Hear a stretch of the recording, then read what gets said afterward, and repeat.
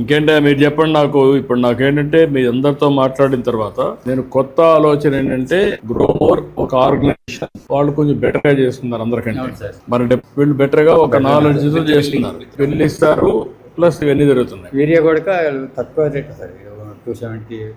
మీరేమనుకుంటున్నారు చెప్పండి, ఎట్లా ఈ పరిస్థితులన్నీ అధిగమించాలి? వ్యవసాయంలో ఇప్పుడు డ్రోన్స్ వచ్చాయి, సెటిలైట్ వచ్చింది, ఇప్పుడు నీళ్లు ముందు కంటే బెటర్ గా ఇస్తున్నాం కదా.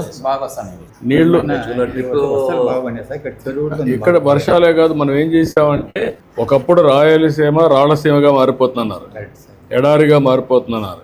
ఆ దెబ్బ నుంచి నేను దాని మీదనే ఎప్పుడు ఫోకస్ చేసేవాడిని. ఎన్టీఆర్ వచ్చినప్పుడు ప్రాజెక్టులన్నీ స్టార్ట్ చేసాం, అవన్నీ పూర్తి చేస్తా వచ్చాం. ఇప్పుడు దీంతో ఏమైంది, నేను వాటర్ సెక్యూరిటీ, వాటర్ నీటి భద్రత ఇవ్వాలి వ్యవసాయానికి, తాగడానికి, ఇండస్ట్రీకి. రాయలసీమలో అన్ని జలాశయాలు పూర్తిగా కళకళలాడుతున్నాయి. ఈ సమస్యలన్నీ వచ్చాయి, ఇప్పుడు చేస్తున్నాం. ఆ సమస్య అధిగమించాం. ఇది అన్నింటికంటే ముఖ్యమైన సమస్య. మీరు ఇక్కడికి వచ్చినప్పుడు ఎట్లా చేస్తున్నారు, అగ్రానమిస్ట్ రైతులు శిలీంద్రనాశిని మందులు, కలుపు నివారణ మందు, గ్రోత్ రెగ్యులేటర్ అన్ని పెట్టారు.